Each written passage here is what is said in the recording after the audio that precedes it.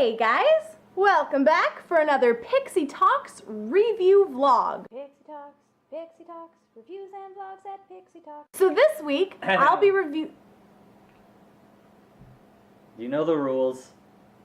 Out. What did you expect? Let's do this.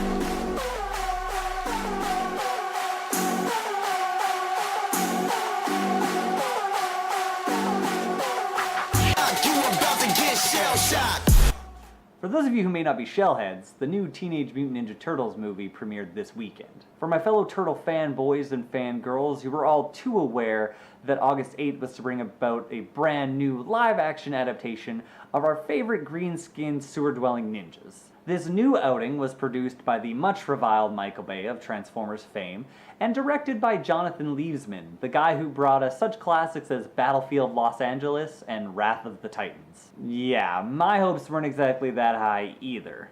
Now, I gotta admit, you guys, that I was just as skeptical as everybody else. Yet, somehow, they started bringing me around. And then, so as I started watching the trailers and enjoying kind of parts that I was seeing, I actually started to get pretty excited. I had some issues with what I saw and, of course, some trepidation, but there was one thought that kept resonating through my mind. Maybe it won't be that bad.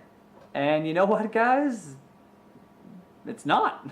It's actually pretty pizza flippin' good. How the shell did that happen? Now, according to the critics, I'm supposed to hate this movie. Critics loathe this movie so much, you guys. Honestly, I don't understand why. It has its flaws, for sure, but it's a fun movie. Alright, so what's the story this go around? Well, we have Megan Fox's April O'Neil, who, tired of simple puff pieces, has been investigating Foot Clan activity.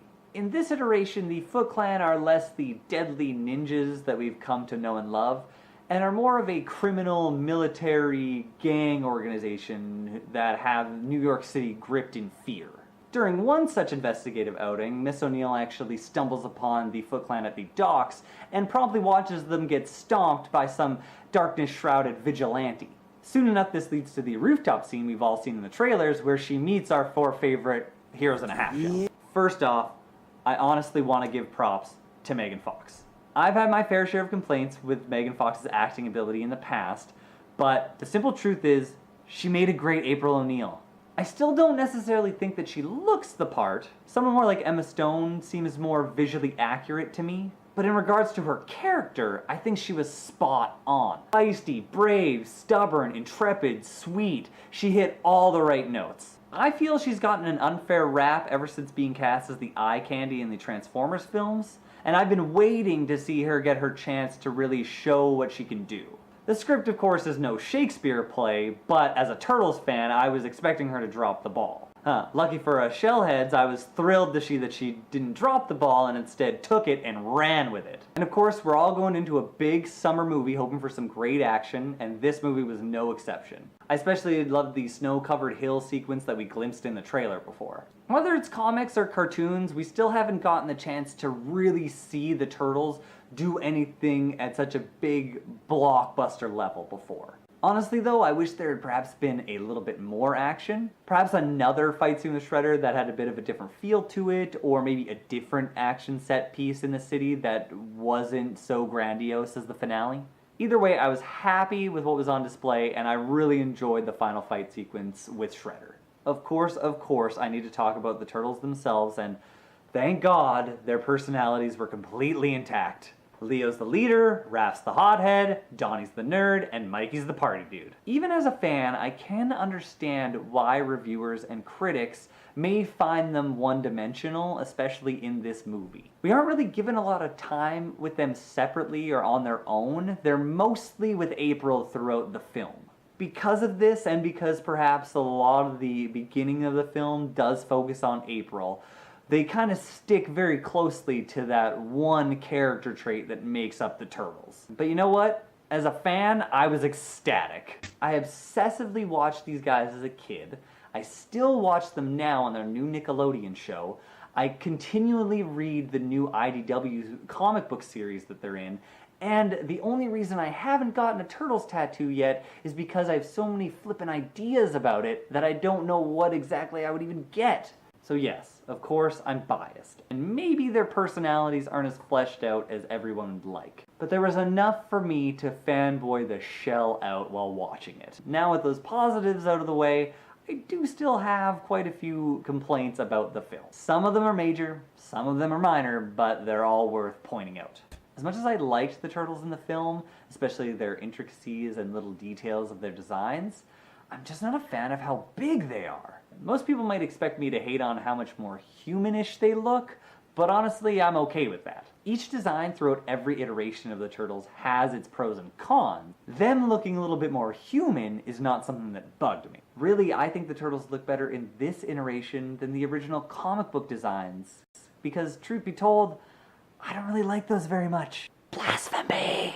I grew up on the original cartoon series, guys. Let it go. They're just so frickin' big. It's hard to believe they're silent warriors of the night when they can hurl metal crates around and smash cars in with their bodies. It also makes the fight scenes with the foot soldiers less interesting. Foot soldiers in every other medium are both A, either the same size or taller than the turtles, and B, ninjas. When the turtles are fighting fellow ninjas and doing ninja-like things, we can then see how awesome the turtles are doing their ninja stuff, even if they trounce the Foot Clan. Here they definitely kick Foot ass, but when Raph's hands and feet are as large as a foot soldier's torso, that's kind of a no-brainer.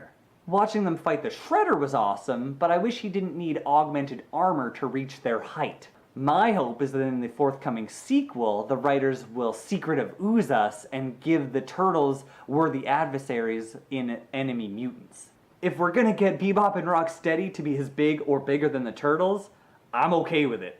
But let's move from the Turtles themselves now to their master, Splinter. He has a great fight sequence with the Shredder that does showcase his immense skill that I really enjoyed. He actually uses his tail to fight and even moves around like a rat to kind of gain advantages at times. It's pretty cool, and it was one of my favorite scenes from the movie. My big issue is just that he doesn't really look nice. I don't want to go so far as to say he's incredibly ugly, but I was expecting Splinter to look a little bit more noble and cool rather than greasy and bulbous. To be fair, both Splinter and the Turtles do have CGI skin I found a bit more glistening than it should be, but it was a bit much on their master. Still, he had a great fight sequence, so I'll let it go.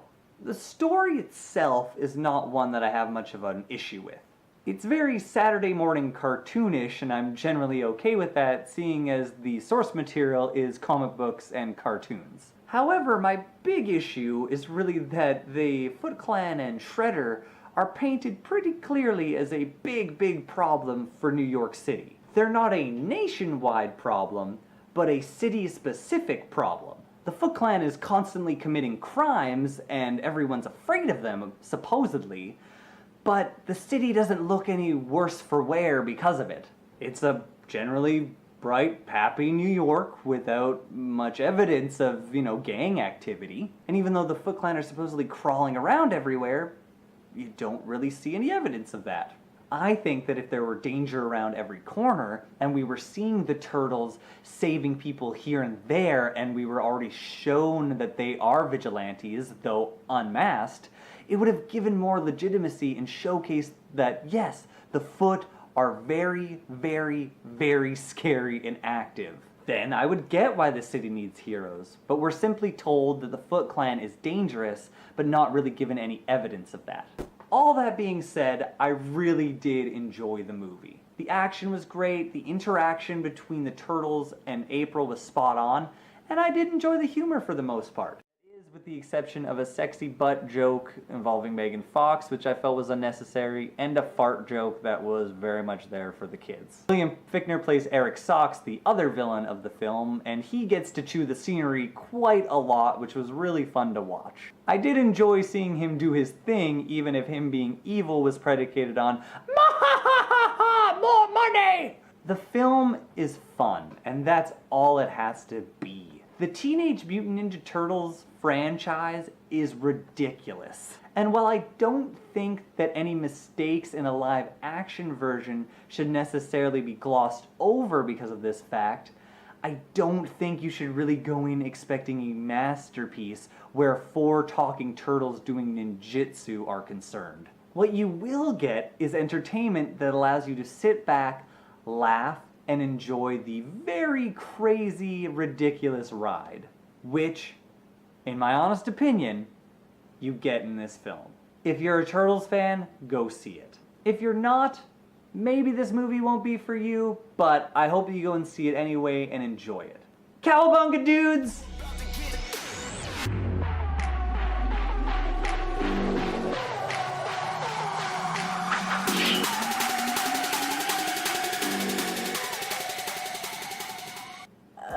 What he said. Hope you enjoyed the video. Thanks for watching. Be sure to subscribe for more. You can add me on Facebook and Twitter, and also throw down some links for Travis as well. You can follow him on various platforms. And I'll see you guys next week. Bye!